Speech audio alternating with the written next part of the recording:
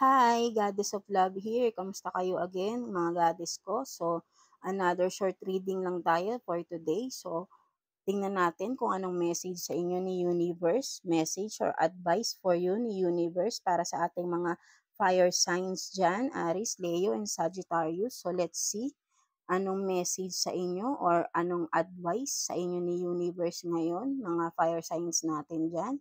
Aries, Leo, Sag. Kuha tayo ng dalawang cards. So, let's see what is this. So, you have this, the journey, and to be open, be open to receiving. So, yeah, for some of you, fire signs, Aries, Leo, Sag, meron kayong journey na sisimulan, no?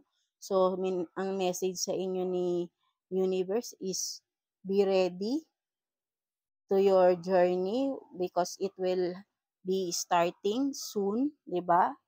Pwedeng magsisimula na itong journey na to. So, be prepared, mga fire signs. Kung ano man ito, kayo lang nakakaalam, no? Right?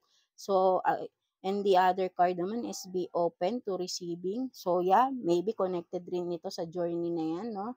Kung ano man itong biglang darating na to, di ba? Be open to receive because that's your journey, right? So, wag kang matakot.